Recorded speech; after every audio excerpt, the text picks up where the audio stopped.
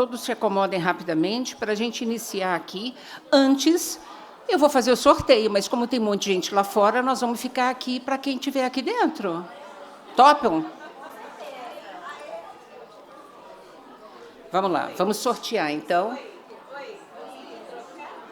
Oi? Tem que trocar. Todo mundo que está aqui trocou? Tem um número novo. Palestrante, não tem número. Olha, nem palestrante, nem eu também. A gente não tem número. Mais sorte, né, para vocês que estão aqui. Vamos lá, então. Primeiro livro, Mães Atípicas, a Maternidade que Ninguém Vê. Mariana Sotero Bonas. Vamos lá para o sorteio?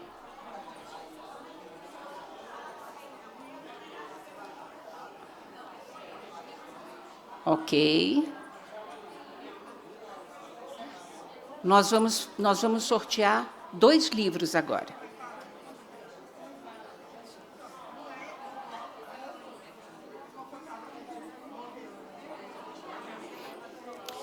Vamos sortear, então, 2 livros agora.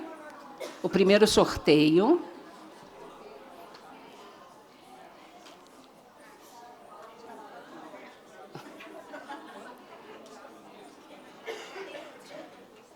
Olha lá, de 1 a 70. Sorteando.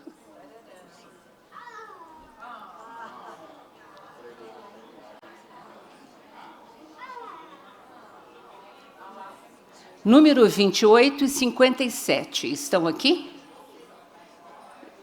Opa! Olha, vamos ver aqui. Você é 28 ou 57? 28 está aqui. Por favor.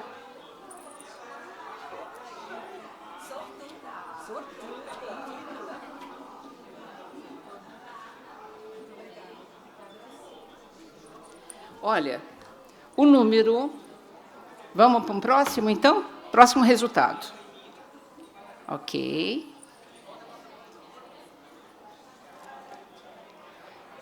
Agora é só mais um número, hein? Sorteado.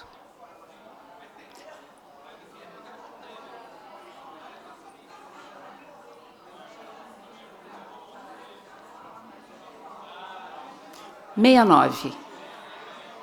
Está aqui? Não está aqui, 69. Próximo, vamos a mais um número.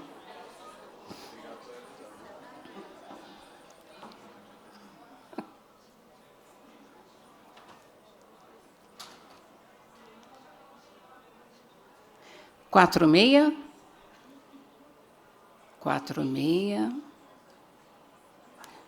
Daniel, vou sortear mais uma vez só.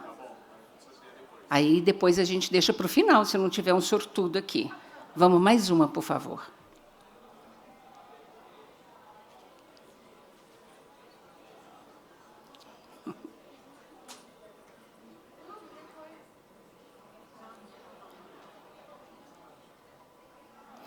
Quarenta e um.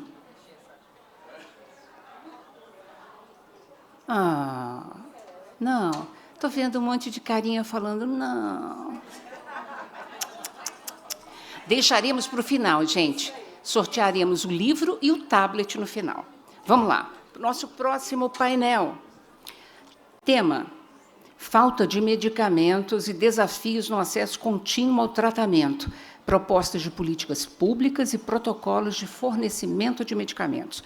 Bom, mais do que um problema de logística, trata-se de uma questão de direito, equidade e dignidade para todas as famílias. A moderação deste painel será conduzida pela doutora Fernanda Góes.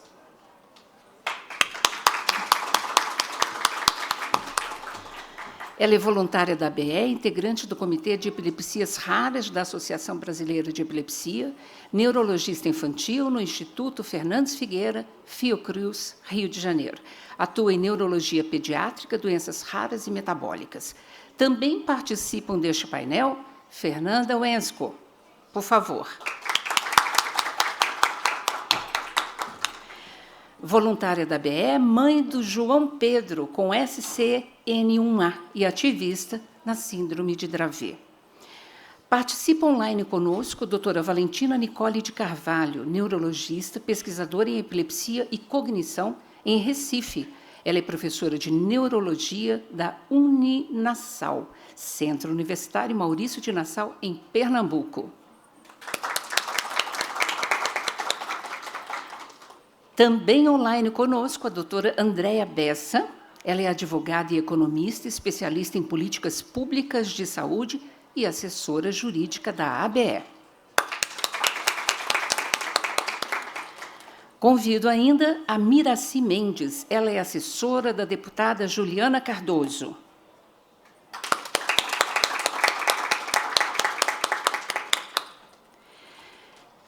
E, por último, e não menos importante, Dr. Julino Rodrigues, advocacy da Associação Brasileira de Epilepsia. Dr. Julino está fazendo advocacy lá fora, gente. Então, ele entra conosco aqui já, no meio do nosso painel. Agora, cada um terá cerca de 10 a 15 minutos de exibição e depois vamos tentar abrir, pelo menos para uma pergunta no final. Doutora, a palavra é sua. Obrigada.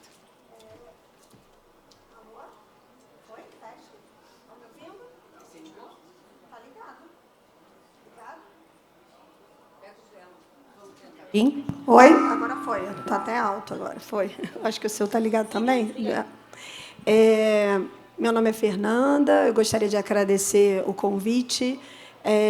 Eu sou neurologista infantil há 22 anos. Trabalho na Fiocruz, no Fernandes Figueira. E, para mim, é um prazer estar aqui, porque eu praticamente advoco-se em prol das causas das doenças raras e trato muitas epilepsias raras. Então,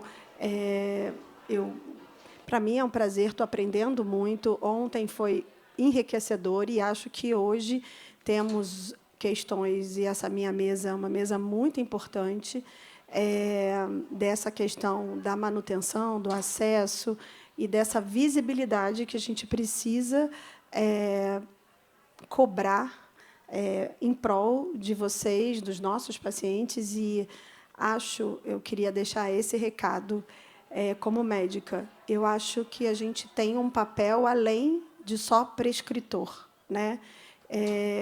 Porque, muitas das vezes, quando a gente prescreve uma medicação, a gente faz uma escolha, e a Valentina vai me ajudar muito e vai explicar isso, e escolhe por N motivos. Escolhe por eficácia da medicação, por efeitos colaterais, pela patologia de base que esse paciente tem, né? Então, são vários motivos que a gente leva a escolher uma medicação. Então, a troca é muito difícil para a gente, não é simples, e eu acho que a gente está envolvida nesse tratamento. Então, a dificuldade de acesso é uma coisa que implica muito para a gente também. Bom, eu estou falando por mim, eu acho que isso é importante, implica, sim. Então, eu tenho e me sinto com uma responsabilidade quando um paciente meu descontinua uma medicação ou quando não tem acesso, e o que a gente viveu recentemente com fenobarbital, com clobazam, está vivendo com a rufinamida e com o perampanel, viveu com a vigabatrina, quem convive com esclerose tuberosa. Então, assim, a gente está aqui para justamente tentar minimizar isso e como é que a gente tem que conduzir. E, sim, é papel do médico estar aqui para entender esse processo, e a gente não é só um prescritor, né? Não é só liga para o seu médico trocar a medicação. Não é simples, é muito difícil, os remédios não são iguais. Então, assim, antes de eu passar a palavra, eu queria falar isso. Então, assim, a gente tem o nosso papel de que a gente não pode trocar o remédio por uma falta de outro, e as medicações não são iguais, e a gente tem, sim, uma responsabilidade disso, no sentido de que a gente tem que orientar os pacientes me liga e, bom, o problema é seu, eu não tenho remédio, é esse remédio que você tem que fazer. Não é assim, né? A gente tem que orientar aonde os pacientes podem ligar? Para quem a gente pode reclamar? O que a gente pode fazer? Ligar para o 0800 que tem na bulazinha? Para quem? E aí está aqui Maria Alice para me ajudar. Esse é o papel da BE, a gente vai tentar criar esse fluxo. E esse papel não é só para vocês, pais. Assim, isso também é para os médicos. Os médicos não sabem isso. Tá? Então, eu acho que é importante a gente divulgar, não só para as famílias, mas também para a comunidade médica, como lidar na ausência de uma medicação e qual é o nosso papel como médico frente a isso. Tá? Então, eu só queria fazer esse meu depoimento, porque eu vivo isso com vários pacientes e estou vivendo atualmente com 3 pacientes. Então, eu estou bem feliz de participar dessa mesa. Tá? E vou passar a palavra para a Fernanda Vensco, com o tema Impacto da descontinuidade no tratamento das epilepsias raras, a visão da família. Obrigada, Fernanda. Está funcionando? Está funcionando. Bom dia a todos. Eu quero começar pedindo desculpa pela minha voz e, às vezes, a minha tosse, porque eu estou com uma crise de sinusite fortíssima, então já peço desculpa antecipadamente. Meu nome é Fernanda, eu sou mãe do João Pedro, ele é diagnosticado com SCN1A, famosa síndrome de Dravet, famosa entre nós, não tão famosa para o mundo. Mas o nosso papel é fazer que ela seja famosa para todos, né? Não só essa, mas como todas as nossas síndromes raras. E quando a gente fala de síndromes raras, algo que nos une, além do amor, é claro, pelos nossos pacientes, pelos nossos filhos, é a epilepsia. E a epilepsia é a que mais causa medo entre nós, quando a gente está falando de uma parte de medicação. Né? Se a gente falta ali com um medicamento e a gente vê as nossas crianças convulsionando por conta disso, é desesperador. É algo que não deveria acontecer com nenhuma família. Eu vou começar contando só um pouquinho da nossa história. O João Pedro ele foi diagnosticado com a epilepsia com 3 meses de idade.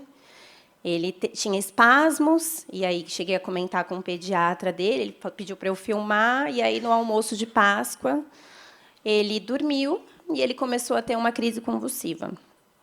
Eu não sei explicar como eu soube que aquilo era uma crise convulsiva, porque com a criança pequena é muito diferente do que com o adulto, ou até mesmo do que as nossas crianças maiores. É muito leve, é algo muito diferente. Mas eu soube no primeiro momento que eu vi o meu filho convulsionar. Levei ao hospital, claro que me falaram que era espasmo, para eu ficar tranquila. E, ao longo dessa semana, ele teve mais 4 crises convulsivas. Foi aí que eu internei ele no hospital e disse que eu não sairia de lá sem um diagnóstico. A gente iniciou com a hipótese de síndrome de West. Eu acho que a maioria das famílias tem essa hipótese de diagnóstico no começo, é algo normal para todos os raros. E a gente fechou com a epilepsia. Só que a gente morava na praia naquela época, não tinha tanto recurso de hospital. Eu vi o meu filho desfalecer pelo menos umas 3 vezes. Eu vi ele parar de respirar no meu colo. E aí a gente veio para São Paulo para poder ter uma melhor qualidade de vida para o João. Na época, eu não trabalhava, eu era totalmente dedicada a cuidar dele. Obviamente, o pai do meu filho foi embora. E foi aí que eu conheci a Maria Alice. Foi uma pessoa maravilhosa e crucial na nossa vida, que me indicou a doutora Daniela. E, desde então, a gente começou o tratamento do João Pedro e descobrimos, então, a síndrome de Dravet. João já estava perto dos seus 2 anos de idade, já tinha passado por 2 intubações, 2 comas de mais de 15 dias e 2 vezes que eu escutei: mãezinha, a gente já fez tudo o que podia. Agora é o seu filho lutar para viver. Mas aí, ó, meu filho está ali na 2ª fileira, no colo do vovô, vivo, bem, totalmente saudável, e vai ter uma vida linda para contar a história para todo mundo.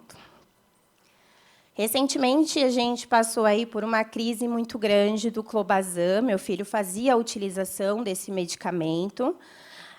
Mas eu falo que eu sou uma pessoa muito privilegiada, porque, quando começou essa crise, a doutora Daniela tinha acabado de fazer a retirada do João Pedro. Então, a gente começou 3 semanas antes a fazer o desmame do medicamento, mas ele estava ali para caso ele entrasse em crise. Eu escuto histórias, participo do grupo de Dravet, e tem mães que têm filhos que têm 3, 10, 15, 20 convulsões ao longo do dia. Meu filho tem uma a cada 2 meses. Não diminui a minha dor, mas eu sei que eu tenho muito privilégio nessa questão. A gente consegue ter um controle maior com os medicamentos, mas, novamente, com os medicamentos. Quando a gente passa por uma falta, a gente perde a esperança, a gente perde o controle do dia a dia. Porque, como muitas falaram aqui, e eu sei que todos vão concordar, o nosso estado de alerta, ele é 24 horas. A gente não dorme, a gente não trabalha 100%, a gente não foca em nada que não seja pensando nos nossos filhos. Então, o momento de dormir, a gente está ali dormindo, mas a gente está com o nosso psicológico ali pensando na criança. Meu filho dorme comigo até hoje, e eu não sei quando eu vou conseguir fazer essa retirada. Também nem quero, tá, gente? É uma delícia dormir com ele. Quando eu vou trabalhar, eu fico ligada no celular até 12h45, que é o horário que ele chega da escola, para ver se a escola não vai ligar. Então, eu vou no banheiro, eu vou com o meu celular em estado de alerta o tempo inteiro. Quando ele chega da escola, os padrões de crise da SCNUA elas mudam ao longo do tempo. Então, ele não tem mais crises durante a noite. As crises dele são sempre no horário da soneca da tarde, 1h30. Entre 1h30 e 1h45 são os 15 minutos mais longos de todos os meus dias. Eu nunca sei se eu vou receber uma ligação da minha mãe falando: João teve uma crise, vem embora. São 15 minutos que eu não consigo focar em nada, que, se alguém fala comigo, eu não consigo nem respirar. E, quando chega uma mensagem da minha mãe, o meu coração ele já vai na boca. Eu fico imaginando isso para todas as pessoas que passam pelas dificuldades da falta de medicamento. Porque, quando a gente tem uma continuidade, a gente tem a vida para os nossos filhos, a gente tem uma qualidade. Nossos filhos conseguem frequentar a escola, muitas das vezes, conseguem ir para as terapias, conseguem ter as normalidades do dia dele. Mas, quando falta esse medicamento, não é só uma política pública. A gente está falando de uma falta de empatia, a gente está falando de uma falta de qualidade de vida para as crianças, a gente está falando de uma possível falta de vida para as crianças. Porque tem muitos riscos. A gente conhece a SUDEP, que é tão temida, né, e tão direcionada pelos médicos, que a gente toma tanto cuidado. A gente passou também, que eu acho que foi o maior motivo do Daniel ter me convidado, inclusive, obrigada, Daniel, obrigada, Bê, pelo convite. Passamos pela falta do canabidiol. Eu conheço muitas mães que têm muito medo de dar a medicação para os filhos pelo Sistema Único de Saúde, justamente por essa falta. A gente começou o uso do canabidiol, está fazendo 1 ano agora em novembro. Meu filho teve um avanço significativo com o canabidiol, e, recentemente, a gente passou pela falta no SUS. Todos os meses a gente pegava normalmente, a minha mãe frequenta lá uma Maria Zélia, que é aqui em São Paulo, para poder retirar. Quando eu fui fazer o agendamento, chegou a mensagem temida de um medicamento estava em falta. Milhares de coisas passaram pela minha cabeça. Nesse dia, eu não consegui fazer mais absolutamente nada, não consegui trabalhar, não consegui pensar. E a minha maior atitude, assim, na hora, foi recorrer às redes sociais. Porque a minha rede social também, eu falo que eu sou privilegiada nessa parte, porque eu tenho uma rede de apoio nas minhas redes sociais. Desde quando o João Pedro foi diagnosticado, eu precisei recorrer à vaquinha, porque eu não trabalhava e meu filho precisava fazer o Exoma. Na época, o plano de saúde não cobria e custava R$5.000. A gente não tinha o apoio do SUS, então eu precisei recorrer. Então, todas as pessoas que me seguem hoje em dia sabem dessas dificuldades que a gente sofre. E, sempre que eu preciso de um apoio, eu também recorro a eles como uma rede. Eu fiz um vídeo solicitando o apoio do ministro da Saúde, solicitando o apoio de todos os meus seguidores, para marcarem pessoas que pudessem nos ajudar a chegar em alguém né, na rede pública, políticos, para poder resolver essa questão dessa falta do canabidiol. Consegui mais de 11 mil visualizações em questão de 24 horas. Muitas pessoas marcaram, consegui chegar no deputado, que a gente conseguiu resolver essa questão do canabidiol aí, em questão de uma semana, já estava reabastecido em todo São Paulo. Só que essa uma semana foi olhando para o vidro do canabidiol e contando as gotas para saber se meu filho teria todos os dias. Olhando para ele, eu liguei para a Dani e falei, Dani, a gente reduz para durar mais tempo? A gente volta atrás, coloca o clobazam, né? O clobazam que fez tão mal para o meu filho tem ataxia hoje em dia por conta do clobazam. O que a gente faz? Então, passa milhões de possibilidades na nossa cabeça, até de reverter o tratamento que está dando super certo, para a gente conseguir que nosso filho fique vivo, que ele tenha um dia do amanhã. O canabidiol foi reabastecido, graças a Deus, a gente não passou exatamente pela falta, tinha um único vidro que tinha duração de 15 dias, mas ficou o meu apelo para toda a sociedade, para toda a minha rede social e para todas as mães atípicas que a gente tem hoje em dia, que a gente tem que correr atrás, e a gente tem que gritar, e a gente tem que falar, porque quando a gente tem um filho atípico, a gente ganha uma voz também. Uma voz que a gente não sabia que existia. Eu ganhei isso quando eu tive o João Pedro. Eu tento trazer o máximo de conhecimento sobre a epilepsia e sobre a síndrome de Dravet para as pessoas. Hoje eu digo que muitas pessoas que não tinham o menor conhecimento sabem sobre isso por causa do meu filho.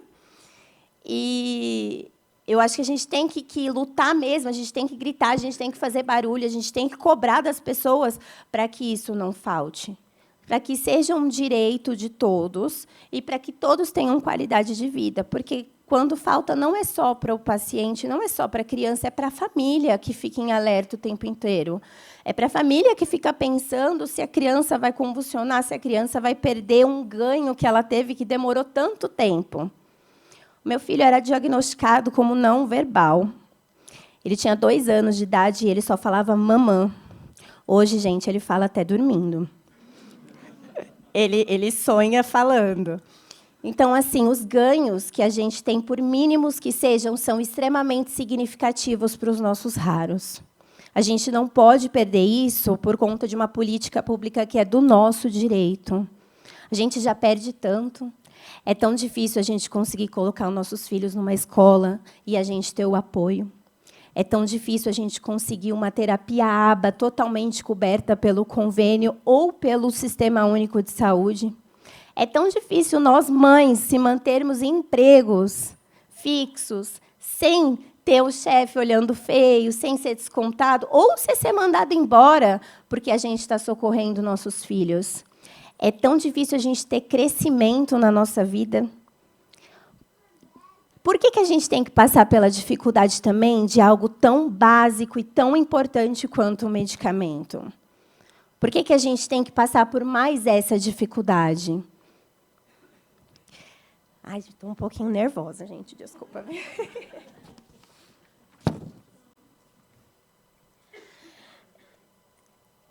Hoje, meu apelo é que a epilepsia não seja lembrada apenas nas campanhas de conscientização, apenas nos momentos que a gente faz as nossas caminhadas em Março Roxo, que são tão importantes, mas que ela seja lembrada todos os dias, no medicamento, nas terapias, na qualidade de vida, na inclusão social, que hoje em dia é tão difícil. Termino reforçando que a família é o elo mais forte, mas também o mais vulnerável nessa cadeia. Somos nós que seguramos a mão durante uma crise, que aguardamos a ligação da farmácia, que contamos até o dia da próxima entrega. Garantir o tratamento contínuo é garantir qualidade de vida para o paciente, para a família e também para a sociedade. Não estamos pedindo um privilégio, estamos pedindo a garantia de continuidade de uma história. Muito obrigada.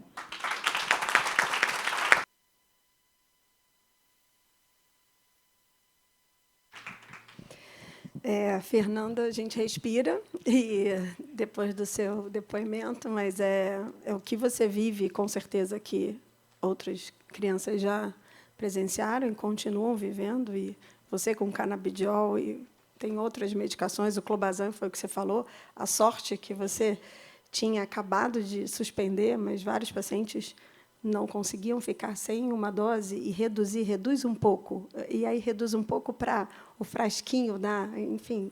E essa responsabilidade nossa, né, Dani, de reduz um pouco e ele faz uma crise prolongada e um SUDEP e olha só que dificuldade, né? É uma coisa assim, é muito complexo para você, como mãe, tomar essa decisão, e para a gente também, como médico, dizer, olha, não tem um remédio, aí eu vou diminuir a metade, mas a metade não é a dose que ele precisa, né? Então, eu estou subtratando o paciente. Então... E, além disso, também lembrando que, para os raros, e principalmente para a SNUA, a troca de um laboratório pode ocasionar uma crise e uma UTI para a criança. Então, às vezes, a gente está com um medicamento em falta, a troca para tal medicamento de tal laboratório, dá crise na criança da mesma forma. Então, além da gente se preocupar com a falta de medicamento, a gente tem que se preocupar para ver se esse laboratório está mandando medicamento para as farmácias, porque também ocorre isso. O Etir é um deles, o levetiracetam. A gente passa diversas vezes por meses, assim, vai na farmácia, está em falta, tem que ir em outra farmácia. A gente tem que correr em várias para poder garantir o mesmo uso do medicamento para a criança, para que ela não tenha nenhum déficit de qualidade de vida com essa falta da medicação. E aquele que não pode comprar e que precisa da LME e que vai lá e vários pacientes passam lá e batem na minha porta, doutora Fernanda, não tem levetiracetam, acabou o topiramato. E ele não tem dinheiro para comprar, né? Então, vou dar continuidade e vou chamar a Valentina, a doutora Valentina vai explicar bastante, assim, vai explicar muito bem o porquê que não é tão simples assim a gente trocar a medicação, e ela vai falar sobre o impacto da descontinuidade no tratamento das epilepsias raras, a visão do médico. Obrigada, Valentina.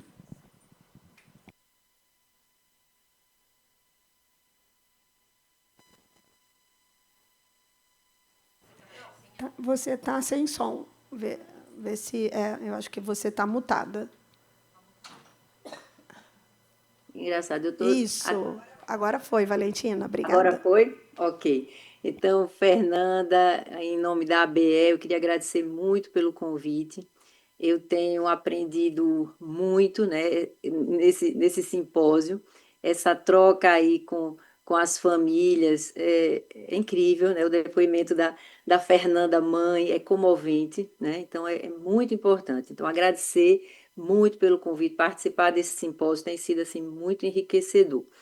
E, nesse momento dessa fala, a ideia era a gente fazer esse questionamento, se tratamento é somente o acesso a ter ou não ter o medicamento, ou também tratamento engloba efeito colateral, adesão a esse tratamento, uma molécula que seja melhor, né, para aquele paciente, onde a gente precisaria talvez personalizar, onde a gente precisaria pensar num tratamento, especialmente, né, para as epilepsias de mais difícil controle, que a gente precisaria ter esse olhar mais aguçado ainda, e não apenas se ele tem acesso ou não, né? Então, a fala nesse momento é justamente para a gente poder individualizar caso a caso. Então, passando aqui, deixa eu passar o próximo slide. Então, a gente vai falar um pouco de bioequivalência, por quê? Porque a Fernanda, né, dando depoimento sobre o filho, ela chama a atenção disso. Se eu troco, né, mesma molécula, mas de um outro fabricante, eu posso ter alguma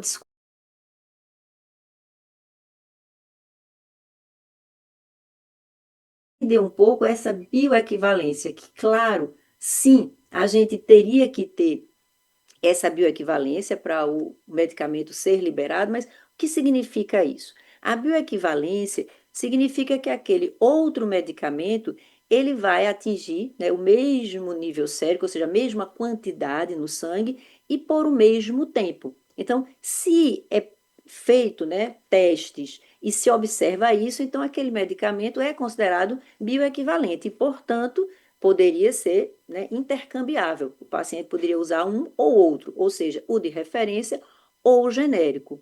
Mas lembrar que nessa conta, né, nesse estudo, é permitido eu ter um intervalo de confiança maior ou menor. Então, por exemplo, no Brasil, o intervalo de confiança que se aceita é entre 80% e 125%. Ou seja, o medicamento genérico, ele poderia ser menos 20 ou mais 25%.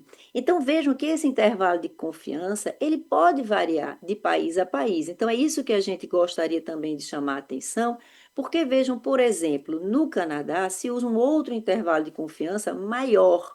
Consequentemente, essa variação ela é menor. Então, um genérico, ele vai variar menos em relação ao de referência. Então, esse intervalo de confiança de 95% faz com que a variação seja de 90% a 125% ou 111%. Então, é uma variação bem menor. Nos Estados Unidos, essa variação é como no Brasil, 80% a 125%, e na Europa. Depende de país a país, depende se aquele medicamento é um medicamento com índice terapêutico estreito. O que é isso? É aquele medicamento onde a dose eficaz é muito próxima da dose tóxica.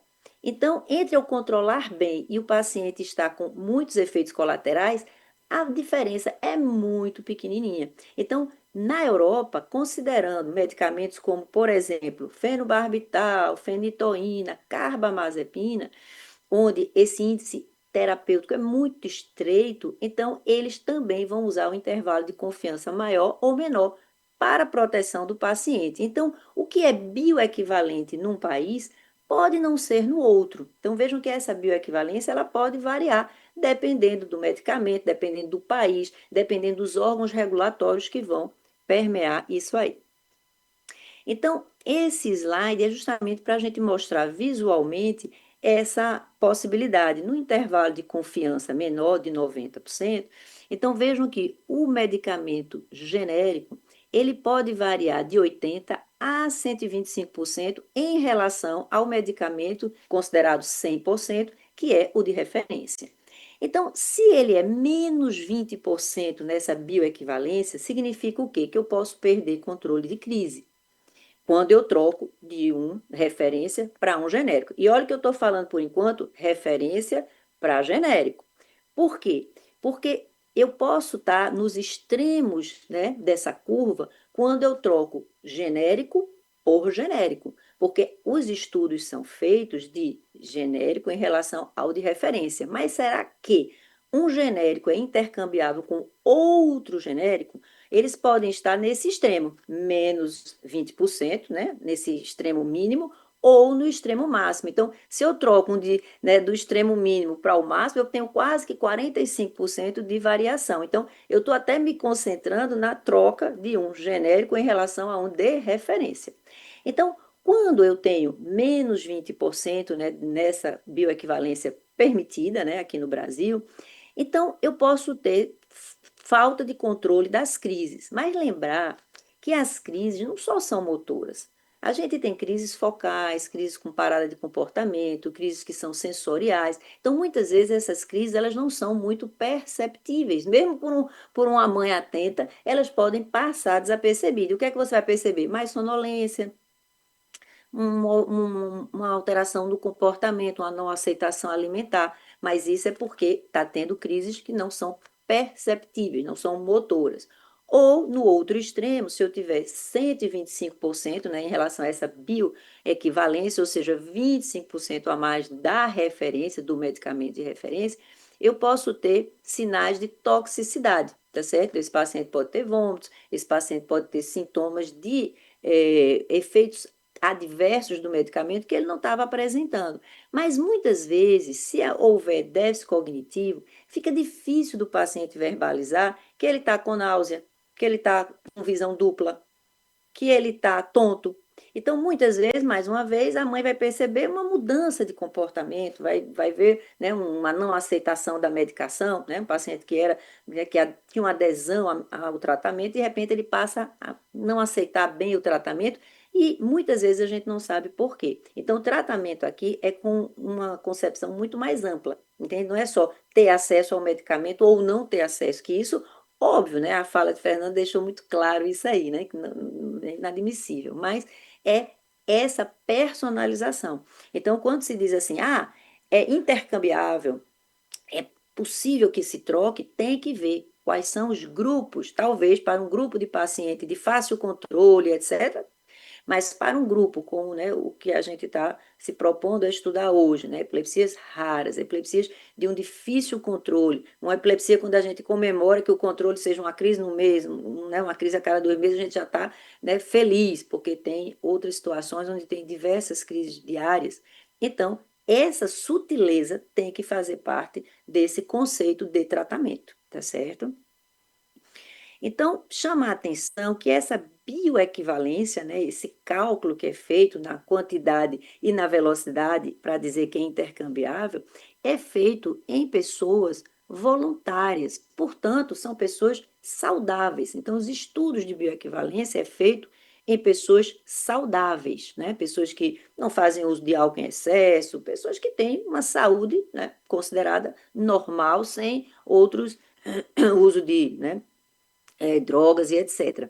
Pessoas de maior de idade, né, 18, né, evita-se muito fazer estudo em idosos, então vai nessa faixa aí, 18 a 55 anos de idade, na maioria dos estudos, e que não tenham doenças, não tenham comorbidades, né, pessoas que sejam realmente sem outras doenças associadas, até porque eles são saudáveis, e que não façam uso de outros medicamentos. Então vejam que é um perfil de pessoas muito diferente da realidade, onde a gente tem tudo muito diferente desse perfil, né? Então, eu costumo perguntar assim, essa bioequivalência, ela tem uma equivalência terapêutica, né? Ou seja, é estudada em pacientes, né? Pessoas que têm a doença, né? Então, isso é importante. Então, estudos que fazem esse tipo de pesquisa são mais importantes, né? Avalia desfechos, então, qual é o objetivo? Porque na bioequivalência tradicional, você quer ver se aquele medicamento atinge, né, uma quantidade no sangue semelhante ao de referência e o tempo semelhante. Mas no estudo de equivalência terapêutica, você vai ter realmente um objetivo. Vai controlar crises, né? Aí sim, tá? E também essa questão de você ver na vida real, né? Pacientes com comorbidades, né? Geralmente os nossos pacientes, eles têm comorbidades, eles são polimedicados, eles não usam uma única medicação, usam várias. Como é a interação desses medicamentos, né, com aquele fármaco anticrise? Então, tudo isso tem que ser levado em consideração. Então, esse slide aqui eu acho bem interessante, porque é na tentativa da gente mostrar a vida real, né, que é a equivalência terapêutica, né, a polimedicação, as comorbidades, né, as alterações cognitivas e tudo mais, e a bioequivalência, que é um estudo com muitos parâmetros muito bem controlados, né, com um público saudável.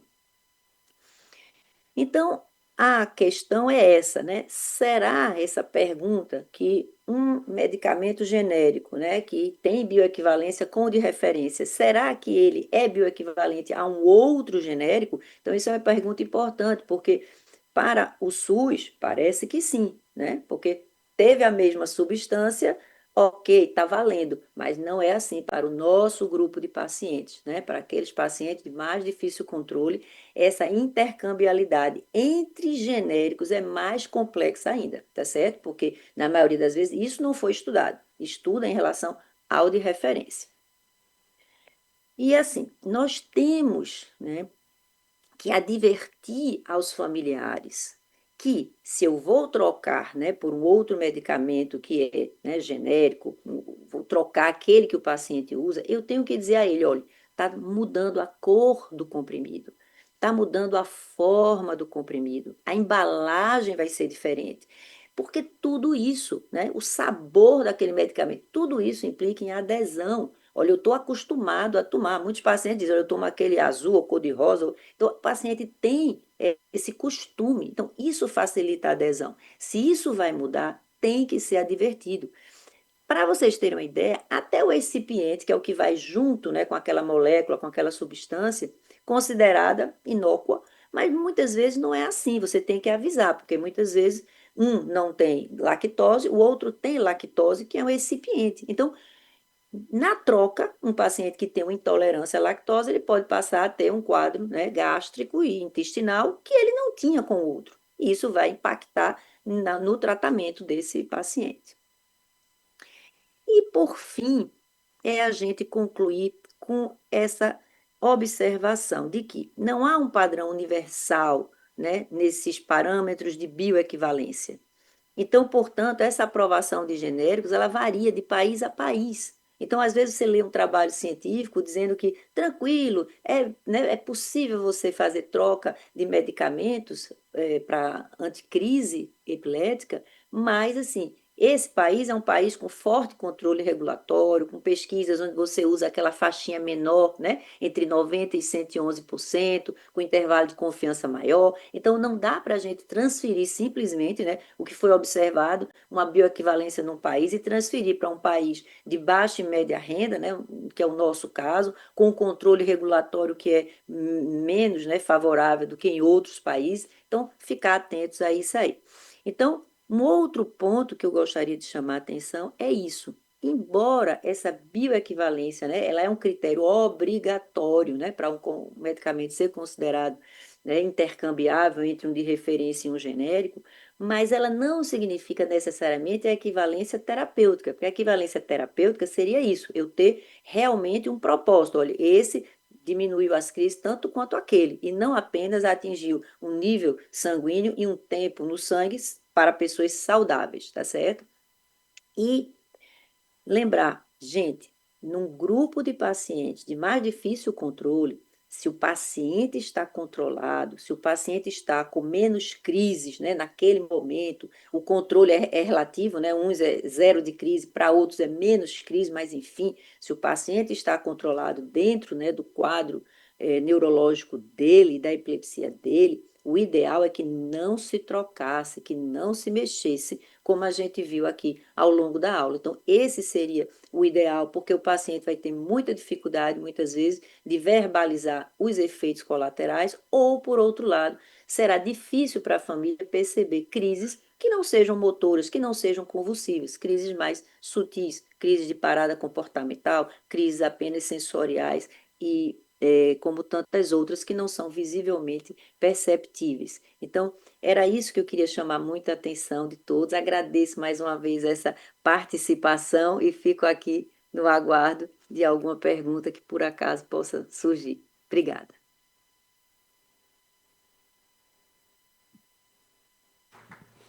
Valentina, super obrigada por suas explicações, e que é bem mais complexo do que a gente pensa. Não é só trocar remédio, é trocar marca, é trocar genérico por genérico, e aquele genérico que é distribuído no mês seguinte você vai pegar outra marca, um laboratório que você nunca ouviu falar. Então, são todas essas questões que parecem simples, mas vocês vivem corriqueiramente no dia a dia de vocês, e isso até para a gente, médico, chega, assim, que a gente pode ajudar, o que a gente pode mostrar que trocar genéricos, medicações, uma troca discreta, né, a ausência discreta de uma medicação é um impacto significativo, principalmente nos pacientes com epilepsia farmacorresistente, com muitas crises, né? Então, eu queria dar continuidade, chamar a doutora Andréia Bessa, que é uma membro ativa da Comissão de Direito Médico da OAB de São Paulo e tem contribuído muito com seu conhecimento jurídico com questões relacionadas à saúde. E aí a nossa ponderação e a nossa pergunta para ela é o que fez a ABE optar por provocar o Ministério Público de São Paulo e depois o Ministério Público Federal, e quais seriam esses compromissos entre os setores indústria, distribuidores, Ministério da Saúde, Estado, município,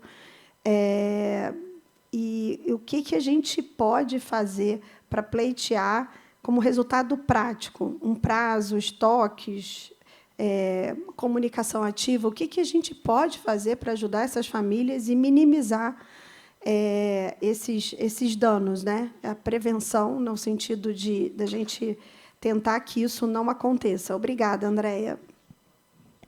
Obrigada, gente. Primeiro, desculpa por não estar aí presente, presencialmente, era o meu desejo, meu anseio, mas por um equívoco até da minha parte aqui, eu perdi um voo, calculei o tempo errado de chegar no aeroporto, mas o ano que vem eu prometo estar presencialmente aí com vocês.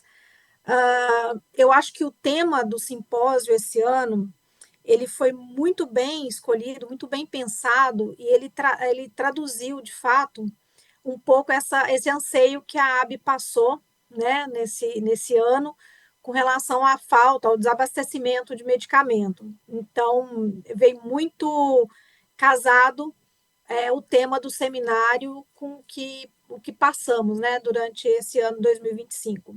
Bem, começou a AB recebendo algumas denúncias, né, de pacientes, foi de forma solta, mas começou a aumentar essas denúncias do desabastecimento desse medicamento. E aí começou a preocupar, né, aumentou-se a preocupação, porque isso foi expandindo por todo o território nacional. Diante disso, a gente iniciou aí uma busca ativa de resposta desses problemas, né? O Daniel, a Maria Alice rapidamente começaram a passar questionário para todos os pacientes para entender como que estava esse desabastecimento e o porquê que ele estava ocorrendo. Nós realizamos alguns ofícios às autoridades públicas e principalmente também às farmacêuticas para entender o que estava acontecendo, por que estava havendo esse desabastecimento. E é incrível como a gente percebe que nessas horas o paciente que é o maior interessado é o último a ter a resposta, é o último a ter a informação do porquê está acontecendo o desabastecimento, e é aquele que usa, né? E a gente sabe que a descontinuidade do tratamento ela pode trazer uma progressão da doença ou até um efeito irreversível, né? Causas irreversíveis posteriormente. E por que o paciente é o último a saber dessa situação? Então, foi aí que a gente começou a fazer várias ações, dentre agir com as farmacêuticas, entender o que estava acontecendo, questioná-las, o porquê desse desabastecimento, e também as autoridades sanitárias e o Ministério da Saúde. Enfim, as respostas foram das mais soltas e mais vagas possíveis e que não justificavam para o paciente, né, que utilizava aquele tratamento, não era justificável esse desabastecimento. E aí a gente entendeu que tanto o poder público não estava dando uma resposta imediata ao que era necessário para esses pacientes que estava aumentando o tempo desse desabastecimento. E aí foi onde a gente entendeu que era hora de envolver o Ministério Público, né? Formatamos uma denúncia através de todos os documentos que nós levantamos, essas respostas que foram apresentadas pelos laboratórios, que nós entendíamos naquele momento que elas não eram plausíveis, e nós reconhecemos aí que esse problema ele transcendia a uma questão local, era uma questão nacional, em todo o território, e resolvemos fazer a denúncia para o Ministério Público. Para nossa surpresa, o Ministério Público foi ágil, né? Ele notificou as empresas. Como nós estamos, assim, quais foram essas medidas primeiro que a gente tomou, né? Nós notificamos o Ministério Público de São Paulo. O Ministério Público de São Paulo entendeu que existia um escalonamento desse desabastecimento e envolveu o Ministério Público Federal, algo mais amplo. O Ministério Público Federal, e aí a gente tem que fazer um parênteses aqui, porque foi muito importante a atuação, que eles são divididos por regiões, e o Ministério Público Federal de Minas Gerais, ele foi bem atuante, né? Ele pegou para si e ele entrou com a ação civil pública, né? Ele falou assim, não, eu quero, vou pegar por aqui, vamos fazer a ação civil pública por aqui e apurar essas denúncias que foram trazidas para a instituição. A partir desse momento, a AB não abandonou o processo, falou assim, agora está com o Ministério Público, está resolvido. Não. nós entramos no processo do Ministério Público Federal, nos propondo a ser amicus curiae, né, de fornecer informações para o Ministério Público para que ele pudesse dar continuidade, né, em todo esse processo. O Ministério Público aceitou, né, ele tem feito vários questionamentos, e o mais interessante, e é bem interessante ouvir a fala da Daniela, né, porque isso traz o quanto é importante essa participação social, a participação do paciente, que quando a AB manda um comunicado para os pacientes e eles dão esse retorno, isso não vai para o nada, isso tem uma consequência, e a AB fez isso, né? Quando teve o Ministério Público Federal manifestou pedindo para a gente, olha, informe como que está, regularizou, não regularizou, como que está nos estados. Prontamente os pacientes começaram a responder para a AB, e através disso a AB conseguiu mostrar para o Ministério Público como que estava o desabastecimento e se ele estava regularizando ou não, e qual que é o impacto, né, dessa demora em regularização.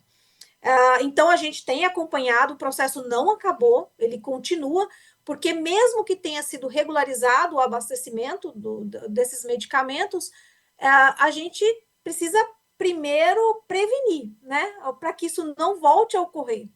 E aí a gente tem feito alguns compromissos, né? Então, um deles, né, quais os compromissos que a AB tem firmado agora junto com o Ministério Público Federal? Primeiro, a gente tem dito para o Ministério Público que essa ação civil ela não pode se limitar a uma responsabilização pontual, né? Que a decisão na ação civil pública ela deve produzir efeitos duradouros, né? Que leve à formalização de compromissos intersetoriais, né? Quais seriam esses compromissos que nós estamos aqui propondo? E óbvio que se vocês tiverem mais alguma coisa a colocar, a doutora Valentina me deu mais uma aula aqui hoje, né? É sempre interessante a gente estar participando dessas atividades, e os compromissos que a AB colocou inicialmente estão abertos ainda, viu, gente? Não é nada engessado, nada fechado, mas é a criação de estoques regulatórios e estratégicos, né?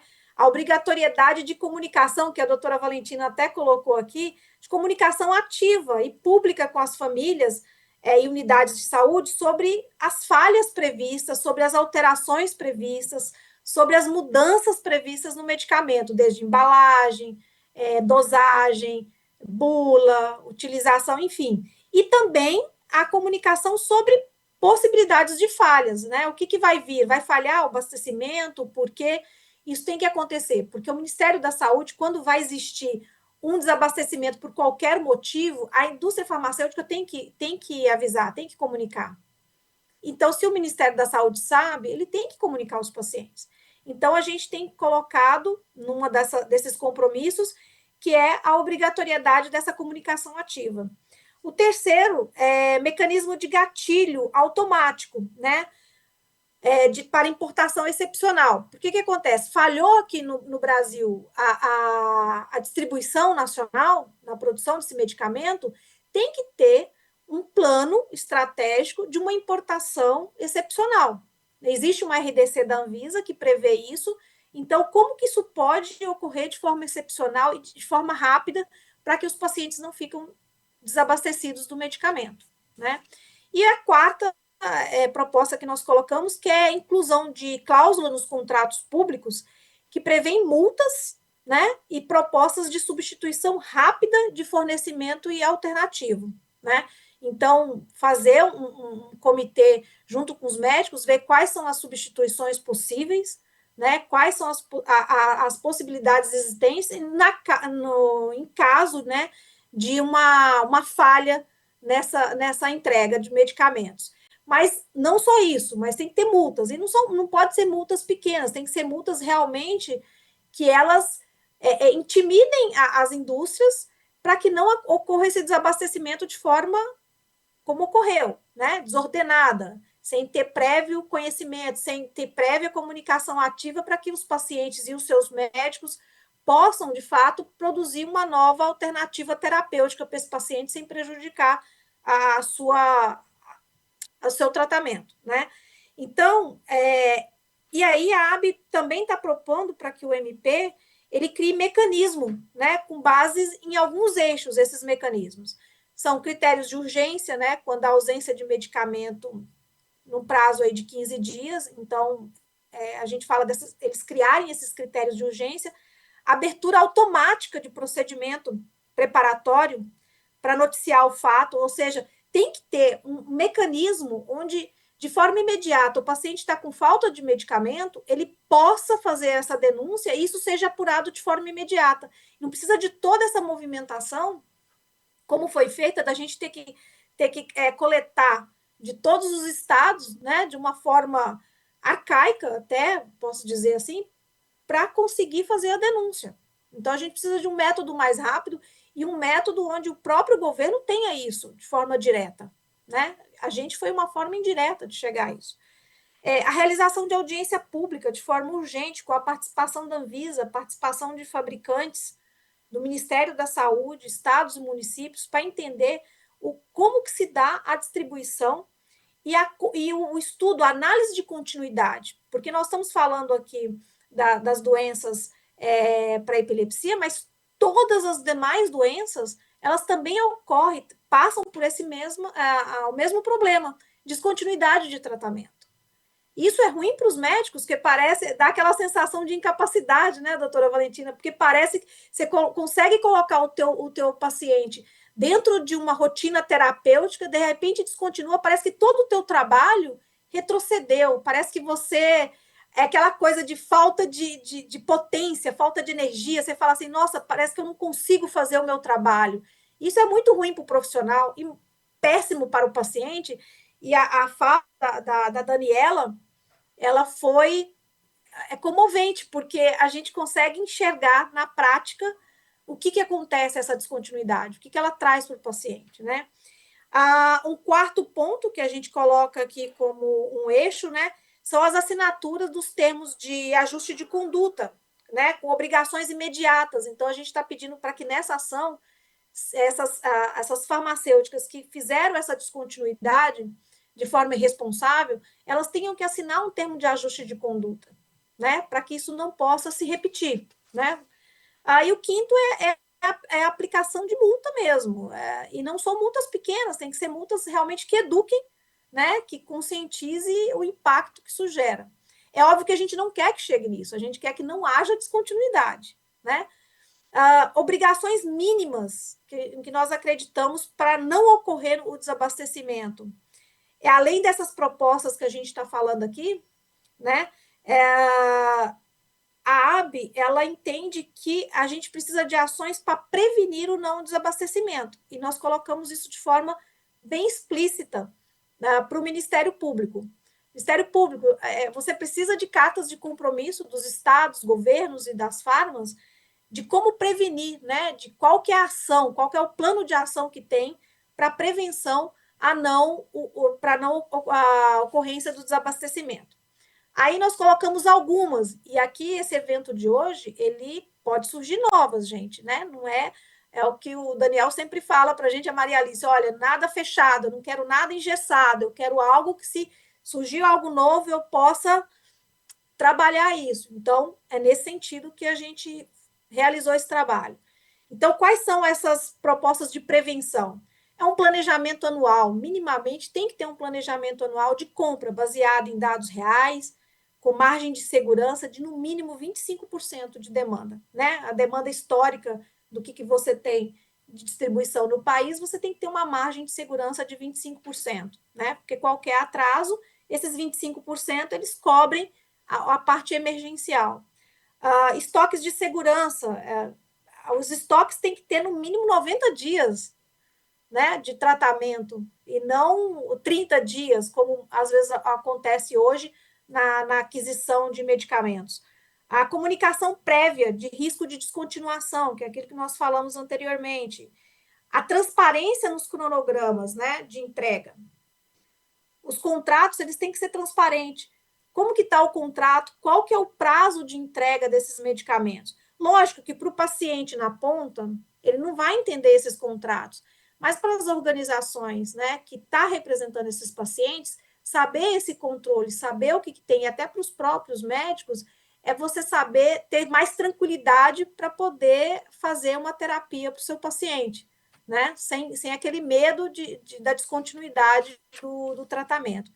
E 5, seria a quinta proposta, é a inclusão nos contratos, né, com os laboratórios, de cláusulas de fornecimento emergencial alternativo, ou seja, o laboratório tem que ter um plano emergencial também.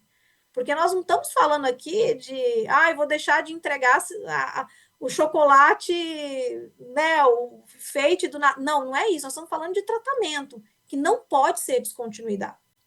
Então, assim, hoje, os pacientes têm sofrido já diversos problemas de acesso ao tratamento. E quando eles têm acesso, aí é a outra barreira. Então, assim, são vários acessos. Eu costumo falar que parece... tem uns slides que a gente faz que é até interessante, né? Que é a corrida de obstáculos, né? Então, o primeiro obstáculo, chegar a um diagnóstico. E a Daniela, ela representa bem esse slide, né? Que a gente fala de obstáculo. Primeiro obstáculo, diagnóstico. Aí já veio ela, né? Com esse obstáculo diagnóstico. A segundo obstáculo, enfrentar isso dentro da família, né? O marido ficar em casa, como que vocês vão lidar com isso socialmente, economicamente e tal. Aí, terceiro obstáculo, acesso ao tratamento. Quarto obstáculo, aí vem a questão de você ter a continuidade do tratamento, garantir a continuidade do tratamento.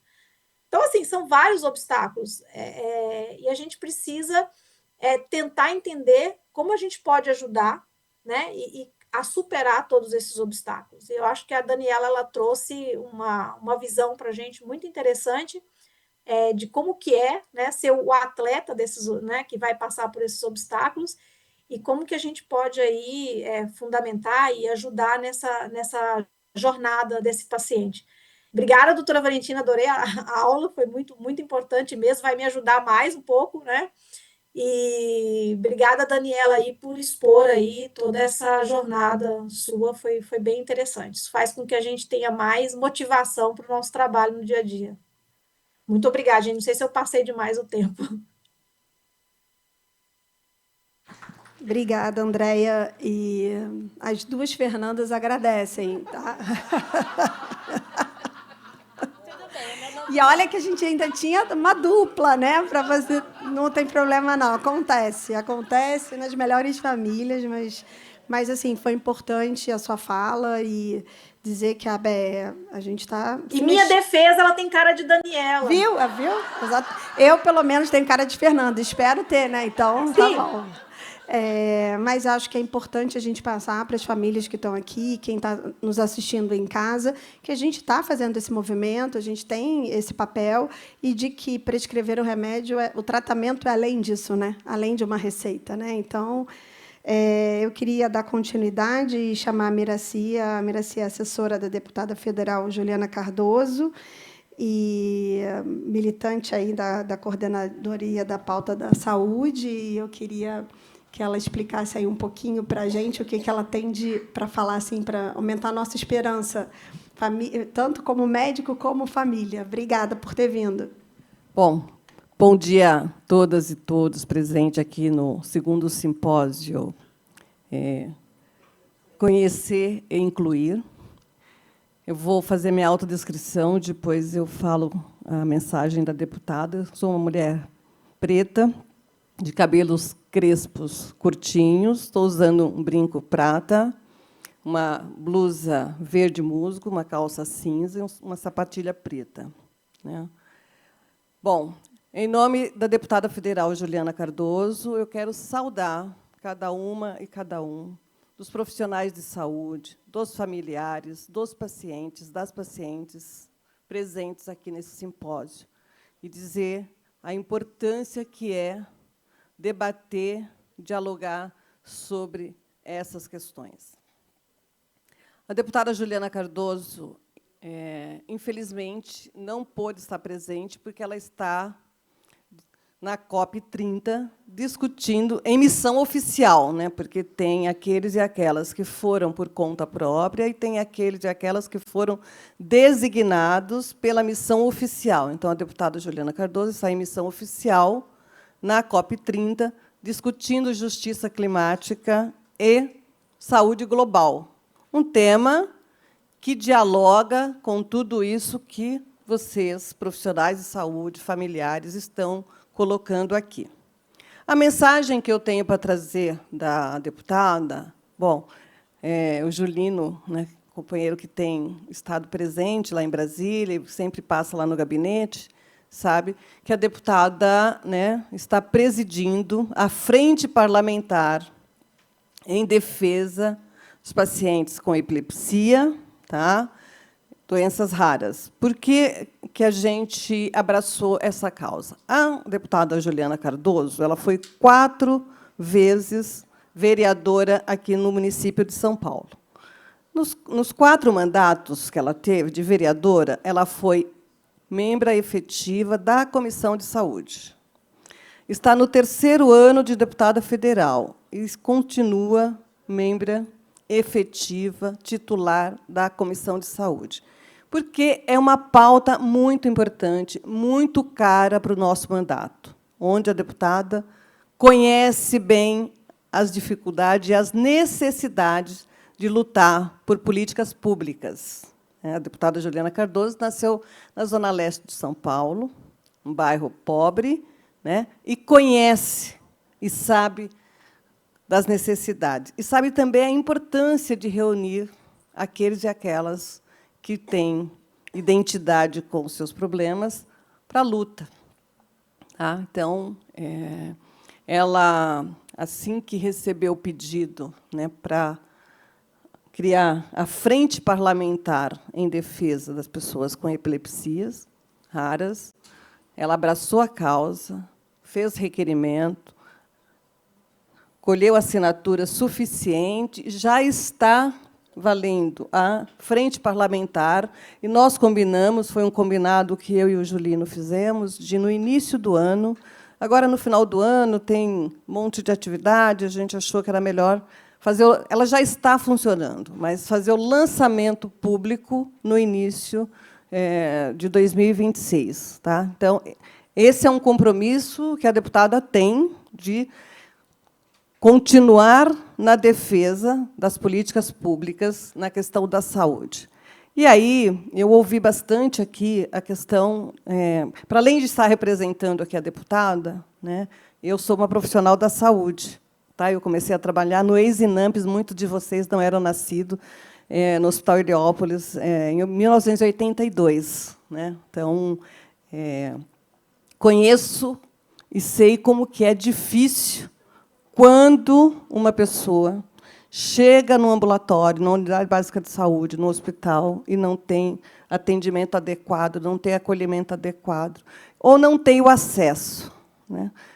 Ninguém vai passear numa unidade básica de saúde no hospital. Você vai para ser bem acolhido, e, muitas vezes, a gente não tem esse acolhimento. Então, nosso compromisso é lutar por políticas públicas. Né?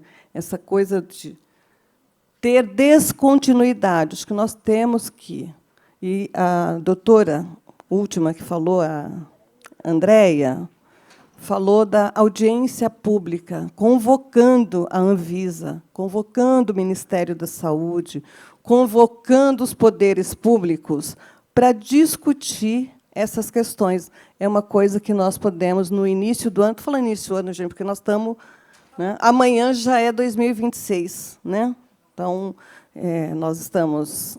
a Câmara, essa semana, está em trabalho semipresencial, semana que vem é só trabalho remoto. Então, assim, amanhã já é 2026. Né? Então, a gente, no início do ano, já começar a pensar nesta audiência pública para discutir, né, de que os laboratórios, a indústria farmacêutica, a Anvisa, se prepare para não ter descontinuidade de tratamento, porque só quem precisa é que sabe a dor que é pensar, como a Fernanda colocou aqui, no amanhã. Né? Eu estou aqui representando a deputada Juliana Cardoso, mas sou mãe e sou vó. Então, a gente sabe, né, quanto é duro ter que falar, olha, e amanhã, o que eu vou fazer? Como é que eu vou atuar? Então, nosso compromisso lá na Câmara é discutindo políticas públicas, discutindo as necessidades daqueles e daquelas que precisam. Então, nosso mandato, né, quero aqui assumir um compromisso, olhando no olho de vocês. Nosso mandato é um mandato popular, um mandato de porta aberta, né, onde as pessoas chegam, é atendida, nós dialogamos, nós conversamos e queremos dar andamento naquela pauta, naquela necessidade para aquela política que é chegado ao nosso gabinete. Então, eu não vou usar os 15 minutos, porque eu vim aqui para fazer uma saudação, mas dizer que nós estamos num ambiente que a deputada estadual, que falou na mesa anterior, colocou aqui. É preciso a gente entender como é que funciona o parlamento, porque, muitas vezes, a gente elege pessoas que não estão nem aí para os nossos problemas. Elege pessoas que querem discutir privilégios e não direito. Quando você tem a descontinuidade de um tratamento, isso é uma violação de um direito nosso. Isso é uma violação. E nós temos que exigir que o poder público garanta essas políticas. Quando a gente compra uma caixa de fósforo, que hoje pouco se usa, né, a gente paga imposto. Quando eu pago esse imposto, ele tem que ser revertido em forma de política pública. Nós não estamos pedindo favor. Nós só estamos exigindo aquilo que é direito nosso. E o nosso mandato tem atuado desta forma. Foi assim aqui na Câmara de Vereadores, tem sido assim na Câmara Federal. Nós temos dito, não dá para a população continuar com tantas necessidades de políticas públicas. Então, eu quero dizer para vocês que o nosso mandato está aberto, estamos dispostas, né, porque é um mandato também que trabalha com a pauta feminista, com a pauta da mulher, pelas necessidades, né? E aqui muitas falaram, né, que na hora do problema, muitas vezes os homens, né, tem muitos homens, muitos que são companheiros, que ficam ali dioturnamente colaborando, mas tem muitos que vai embora, né? Então, vai embora e aí você fica ali segurando a onda, tratando, cuidando, né? Então, nós trabalhamos muito com a pauta da saúde, com a saúde da mulher, porque também uma que me antecedeu falou do autocuidado, da importância, né? Porque muitas vezes a gente acaba esquecendo da gente, quando nós temos que nos doar, né? E a gente se doa com muito amor, com muito carinho, porque filho é filho. E quero falar também aqui de coisas que eu vi, conversei com algumas pessoas ali fora, quando tem o apoio da família, né? Quanto isso é importante. Então, eu concordo com a Fernanda que é importante ter um dia, a semana, de divulgação, de campanhas sobre a questão da epilepsia. Mas é importante que, no dia a dia, né, de janeiro a janeiro, a gente fale sobre isso. Todos os dias, para que a sociedade compreenda. Porque, muitas vezes, tem um estigma, né? Muitas vezes, alguns querem até esconder. Né? Não vou levar na festa. Não, né? E a gente tem que procurar ter ambiente inclusivo, para que as pessoas possam participar da vida social, né? Não tenha que ficar num cercadinho, num cantinho. Então, nós temos hoje trabalhado muito por uma política de inclusão, seja na educação, seja na saúde, em todos os ambientes, porque isso é muito importante para a criança, para o jovem, para o adulto. Tá? Então, queria trazer aqui, né, a saudação da deputada federal Juliana Cardoso, dizer que nós estamos à disposição, já assumindo o compromisso, no início do ano, a gente começar a articular essa audiência pública, tá? O lançamento da frente, porque aí essa frente também pode se desdobrar em frentes estaduais, municipais, né, a partir da frente nacional, estimular a ter frentes no legislativo, nos estados, nos municípios, e assim a gente fazendo a divulgação, né, da necessidade de ter políticas públicas e de ter a inclusão dos portadores de epilepsia rara. Muito obrigado, um bom dia a todas e todos, um beijo no coração de todas vocês. Miraci, obrigada por você estar aqui representando a deputada Juliana, e é bom ouvir isso, porque isso acalma um pouquinho o nosso coração, que alguém está vendo pela gente, vendo pelos nossos pacientes, e que a gente tem mais coisas para fazer, né? Bem mais coisas aí para melhorar a qualidade de assistência e pensar que saúde é uma coisa bem mais ampla, né?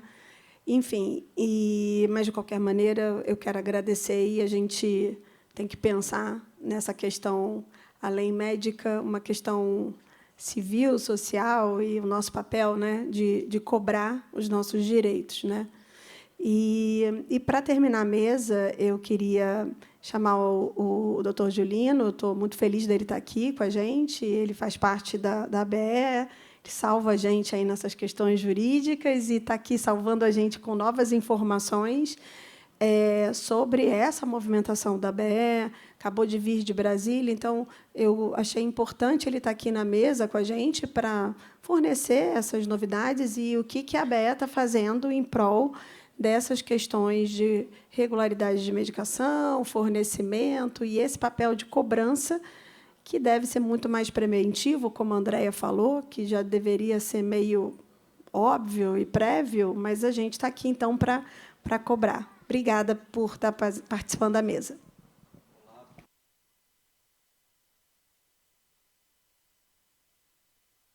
Som. Opa. Então, muito obrigado. Gente, o tempo está muito estourado, então só vou passar aqui alguns recados, fazer uma prestação de contas para vocês sobre algumas ações recentes. O que, inclusive, o Daniel, Maria Alice comunicaram também, que essa questão de falta de medicamentos não é um problema recente, mas é um problema que vem se agravando.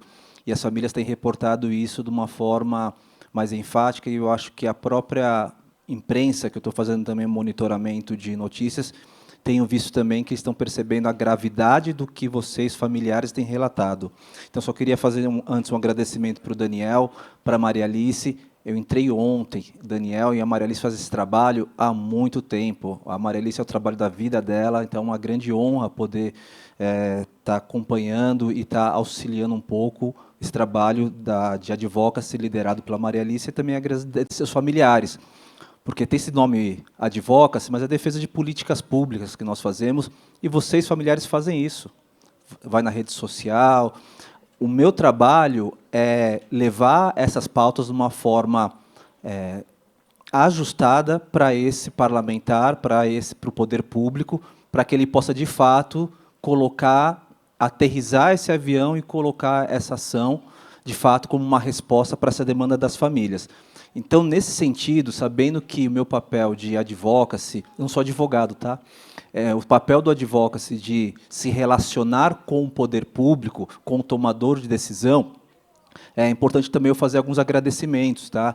Porque, de fato, quando existe uma resposta, pelo menos inicial, porque acontece o seguinte, o poder público, gente, ele o Ministério da Saúde, foi até um colega que falou comigo sobre isso essa semana, é um grande transatlântico, lento, que navega, e para virar, ele vira muito lentamente, ele vira.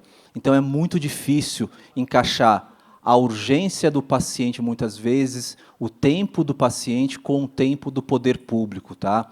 Existe uma burocracia que, às vezes, é necessária e, às vezes, é desnecessária essa burocracia. Fazer esse ajuste é uma operação muito complicada. É justamente fazer... Sabe quando o avião vai aterrissar? Você sente aquele frio na barriga?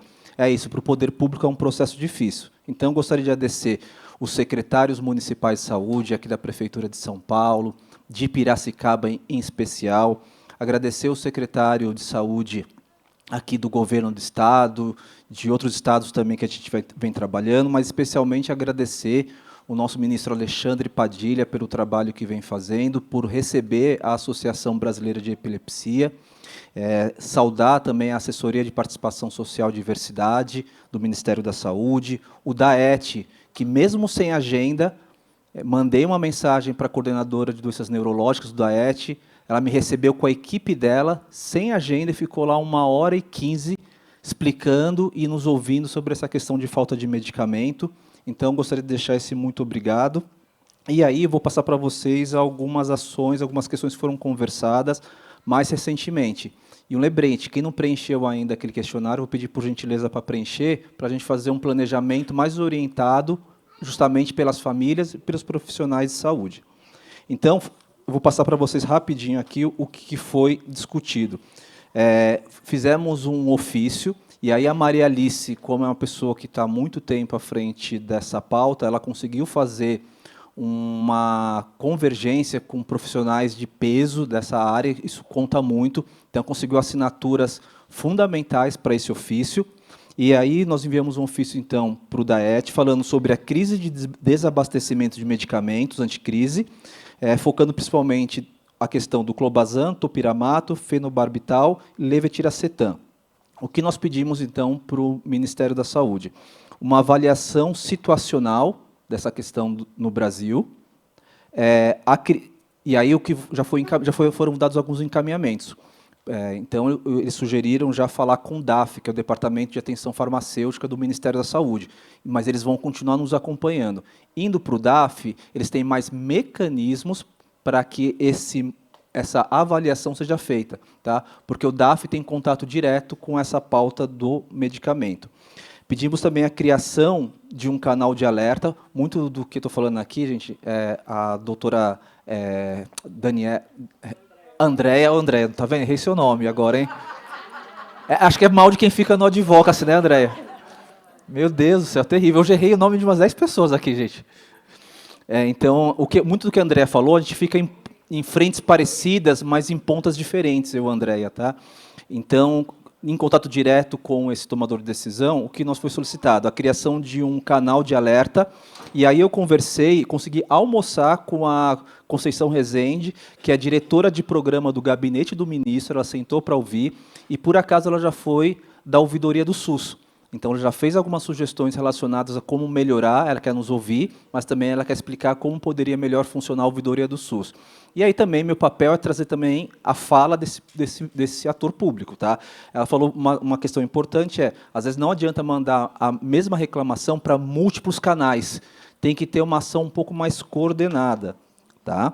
Então, muito obrigado, doutora Conceição Rezende. Pedimos também a implementação de um painel de monitoramento. Nós queremos saber quais mecanismos existem hoje para fazer esse monitoramento de abastecimento, desabastecimento, compra pública. Uma pauta que veio de um representante do Ministério foi repensar a questão da centralização das compras públicas, porque, de fato, a longo prazo, nos parece que seria o ideal recentralizar a compra pública, não só por uma questão de preço, mas melhorar essa questão de risco de desabastecimento. Muitas vezes, o gestor municipal ele deixa a prateleira ficar vazia, tá? Ele tem um problema de gestão sério. E aí, um dos encaminhamentos que o DAET já se propôs também a dar um treinamento, repactuar com os secretários de saúde, essa ação e oferecer um treinamento para quem faz a licitação. Tá? Outra proposta foi a definição de mecanismos de resposta emergencial, tá? Com fluxo para remanejamento para o governo federal. Então, de repente, faltou medicamento, como a gente pode definir então, um mecanismo de resposta rápida? Seria ter uma centralização, um estoque central para abastecimento em casos de emergência? Teve um prefeito agora que assim, ele fez uma proposta interessante também. Faltou medicamento no posto de saúde, ele consegue encaminhar para a farmácia, e a prefeitura faz o PIX para a farmácia. Então, pode ser interessante essa pauta também. Eu achei interessante. Não é tão difícil pensar isso. Tá? Outra questão foi falado, do que a Andréia já falou, a questão da responsabilização das empresas. Eu estava acompanhando o teu caso, eu entrei em contato com alguns órgãos, a questão do FICOMPA também, que a gente está acompanhando agora. E a empresa, no geral, que a gente tem um problema, às vezes, também de respostas muito demoradas das empresas ou respostas insatisfatórias. Tá? Então, essa questão de responsabilização é importante, porque todas as empresas elas possuem também uma função social. E isso não pode ser deixado de lado, a função social que essas empresas exercem. Tá? Outra pauta que eu conversei também com o pessoal até da UFOB, existe um projeto de lei. O que acontece às vezes porque falta medicamento?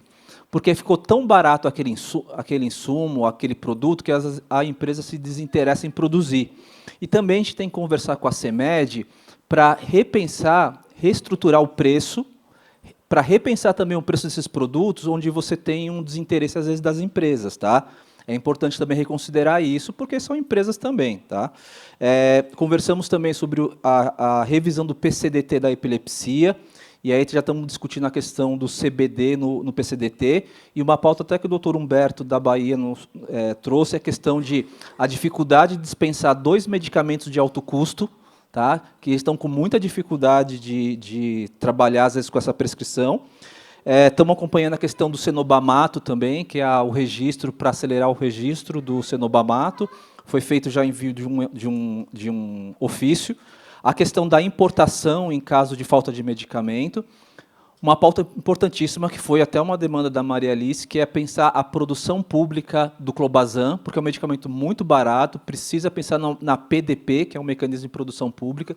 Já conversamos com a UFOB, que é a representação dos laboratórios públicos, eles acham viável, sim. Agora a gente tem que encaminhar a pauta para a Sectix, para ver a viabilidade de entrar num próximo chamamento do Ministério para repensar a produção do clobazam. Agradecer a deputada Juliana por nos receber, pelo interesse em liderar a questão da frente parlamentar. Eu vou falar bastante com vocês. A frente parlamentar é mista, então envolve tanto a Câmara dos Deputados como o Senado. E, por último, também, que estamos trabalhando uma outra pauta aqui, que é a questão do mutirão da epilepsia, a reestruturação dos centros de epilepsia em relação à pauta de equipamentos, tá? Pensar a questão do VNS, reestruturação de equipamentos nesses centros de epilepsia. Então, muito obrigado, fico profundamente honrado. Me chamem para conversar, vamos tomar um café, gostaria de ouvi-los. E muito obrigado aos nossos embaixadores, a Renata também, que está aqui. Tá? Muito importante o trabalho de vocês, tenho aprendido bastante. Tá bom? Muito obrigado.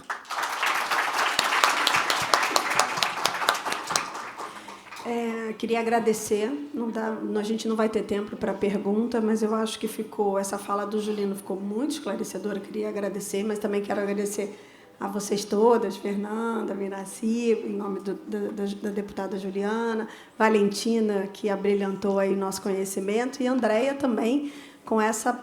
A gente está se mexendo, né, Andréia? A gente está correndo atrás. E não dá, a gente teria que fazer um dia inteiro sobre esse assunto. É uma mesa curta, a gente não vai conseguir resolver todos os problemas, pelo menos a gente tem que se unir para tentar sanar isso. Obrigada, tá, a presença. Agradeço a todos vocês. As perguntas podem ser encaminhadas, nós vamos depois responder pelo nosso site da ABE, epilepsiabrasil.org.br. Muito obrigada a todos, viu? E obrigada, Daniela. Quer dizer, Fernanda, por favor, gente, vamos para o próximo painel.